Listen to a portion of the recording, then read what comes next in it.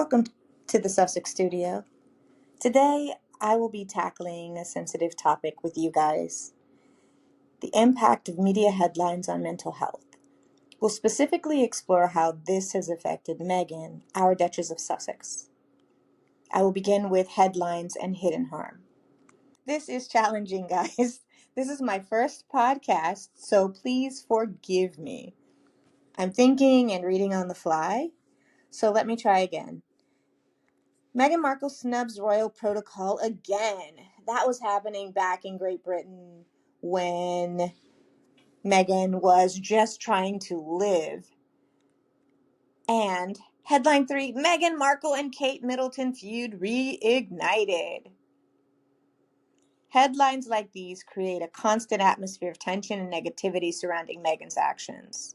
They often lack context and focus on perceived, and I mean perceived, slights.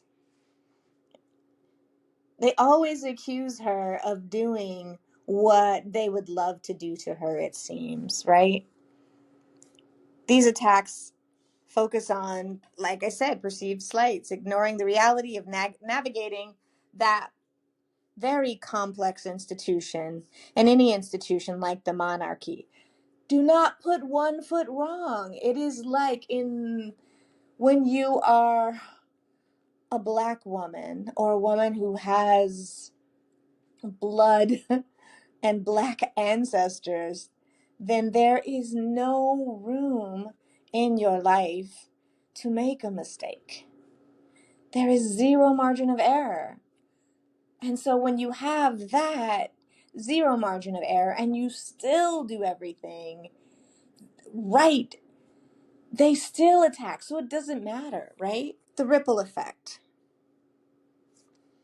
Studies show a clear link between relentless negativity and mental health issues like anxiety and depression. It's reasonable to believe this media onslaught impacted Meghan's well-being.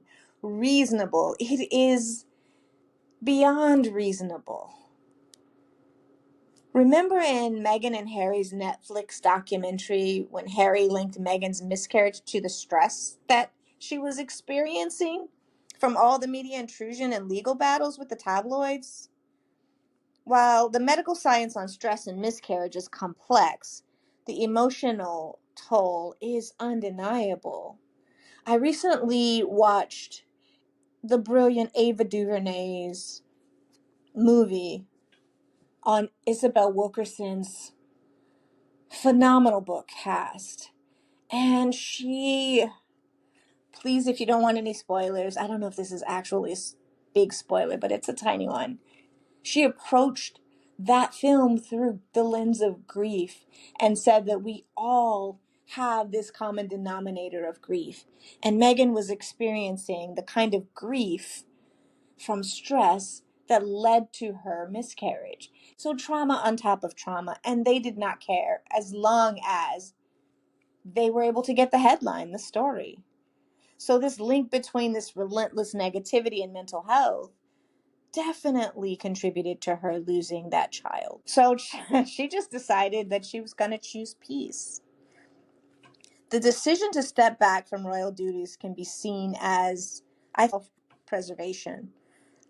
Leaving the UK likely offered some relief from from the constant media pressure that Meghan faced when she was there. So, in today's short episode, I want to have just a tiny little conclusion.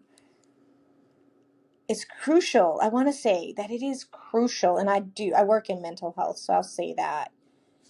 And as a mental health practitioner, it is crucial to be critical consumers of media. When we need to take a step back,